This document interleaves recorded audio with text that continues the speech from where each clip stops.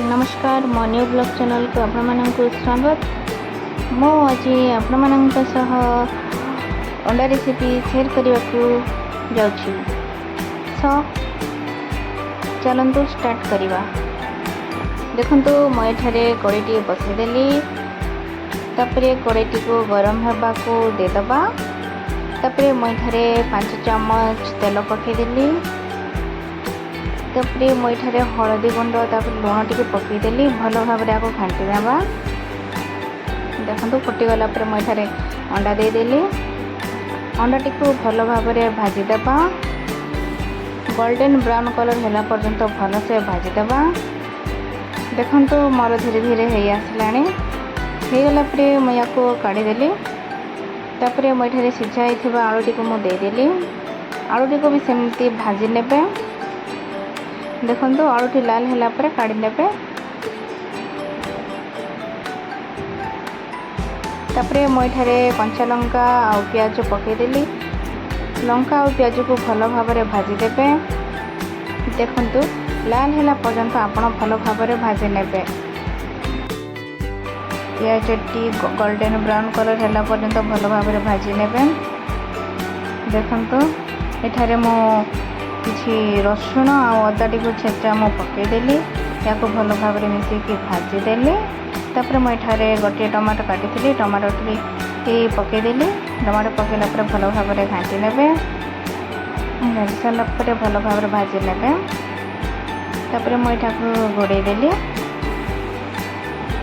गोटे 2 मिनट छाड़ी आप काढ़े। तापर देखो टमाटो टी सिझी आसला। भल भाव में भाजी नेबे। टमाटो को भल भाव में बेले देबे।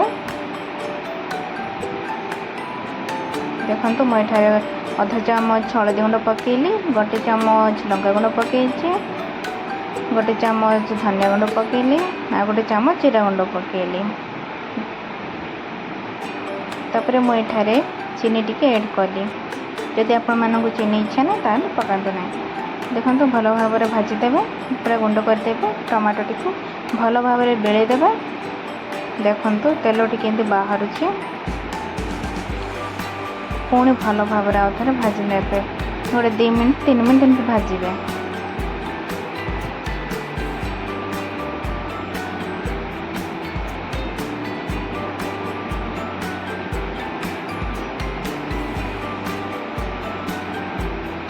देखो साइड आड़े जमी किसी भी न लगे।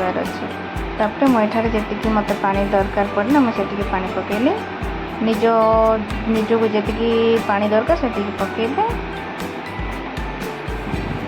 पानी टी भल भाव में फुटा को देवे। छाड़देवे। गोटे मिनट छाड़देवे। तापर देखो मैं एठारे भाजी आलू और अंडा टी को पकईदेली। भल भाव में घाटीदेली। तापर घोड़ेदेली। गोटे 3 मिनट पर्यंत आपण या घोड़ेबे।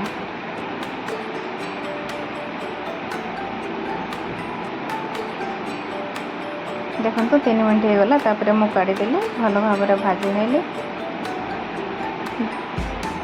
पुणी घोड़ेली। गोटे 2 मिनट छाड़ी 2 मिनट पर्यंत आपण या छाड़देवे। मु चिकेन मसला गरम मसला पकड़ भल भाव में घाटी। देखो हो गला अंडा तरकारी।